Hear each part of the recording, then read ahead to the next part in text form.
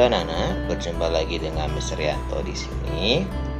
Kita akan melanjutkan pembelajaran kita yang minggu kemarin, yaitu tentang aku. Sekarang kita akan belajar tentang aku warga dunia. Setelah kemarin kita belajar tentang aku warga Indonesia, hak dan kewajiban. Hari ini kita akan belajar tentang aku warga dunia.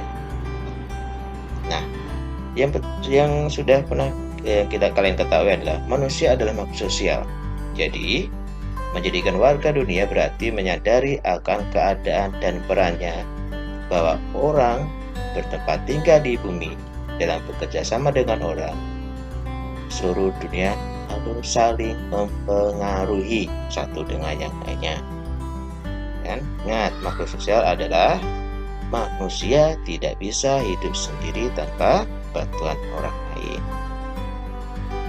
Dan ya, dengan perkembangan teknologi dan informasi sekarang ini, ya kan, bumi bagaikan sebuah desa. Hal ini yang terjadi di sudut-sudut dunia. Berkat teknologi informasi, segalanya dapat diketahui oleh orang-orang yang tinggal di sudut-sudut dunia yang lain. Ya, itu seperti dunia itu dalam genggaman kita.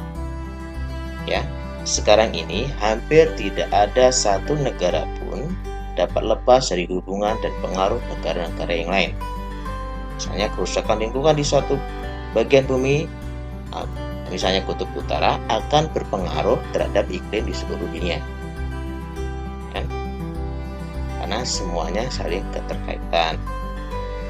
Dan tindakan-tindakan kita akan berpengaruh sekaligus dipengaruhi oleh anggota masyarakat atau bangsa yang lain. Perang dan damai yang terjadi pada hubungan antar suatu bangsa akan berdampak pada masyarakat dunia. Tuhan menghendaki agar manusia mengolah dan menghuni bumi ini dengan lestari dan damai. Setiap orang dapat terlibat dalam hal itu, yaitu dengan terlibat langsung menjadi anggota organisasi dunia, seperti Organisasi Kesehatan Dunia, Pecinta Lingkungan, Palang Merah, dan lain sebagainya. Nah, keterlibatan kerjasama bangsa kita dengan negara lain itu disebut Ipolexos Hankam. Ipolexos Hankam itu singkatan dari ideologi, politik, ekonomi, sosial, budaya, pertahanan, dan keamanan.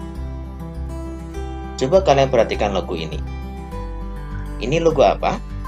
Ya, ini adalah logo Perserikatan Bangsa-Bangsa atau PBB.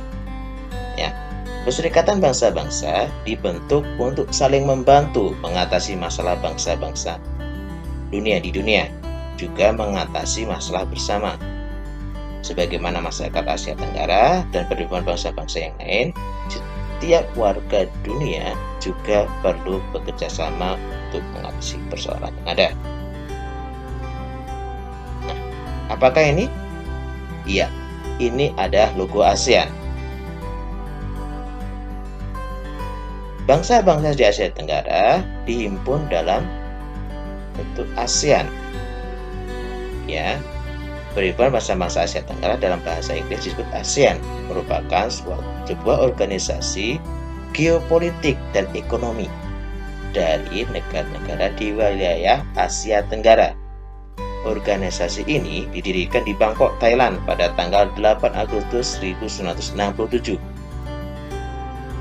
Nah, organisasi ASEAN ini didirikan oleh negara-negara sebagai berikut: Indonesia, Malaysia, Filipina, Singapura, dan Thailand. Keterlibatan sebagai warga dunia dapat dilakukan dengan cara tidak langsung, yaitu dengan cara mencintai, merawat lingkungan, membantu warga dunia yang lain, dan mengalami berbagai bencana.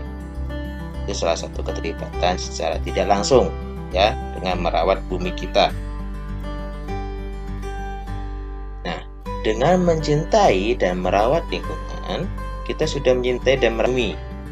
Dengan membantu warga negara lain, kita menempatkan diri sebagai sesama warga bumi. Dengan menjadi relawan untuk berbagai kegiatan dunia, kita sudah menunjukkan bahwa kita adalah warga dunia. Nah, selain itu, gereja Katolik juga mengatur hal ini di dalam Gaudium Express artikel yang pertama. Hal ini dapat kita lihat dalam dokumen Konsili Vatikan kedua yang berbunyi seperti ini. Kegembiraan dan harapan, duka dan kecemasan orang-orang zaman sekarang, terutama kaum miskin dan siapa saja yang menderita, merupakan kegembiraan dan harapan, duka dan kecemasan para murid Kristus juga. Maksudnya di sini ada seperti ini. Ya, hubungan erat itu teristimewa dengan mereka yang menderita. Sebagaimana digambarkan pada kalimat yang sama. Kalau bumi dan warga bumi menderita, gereja juga ikut menderita. Kalau bumi dan warga bumi berbahagia, gereja juga ikut berbahagia. Baiklah anak-anak, mungkin hari ini yang dapat bisa sampaikan untuk pembelajaran kita, pembelajaran ketiga, ya. Untuk tugas kalian silakan mengerjakan LKS, ya, pada pembelajaran ketiga ini. Romawi 1, 2.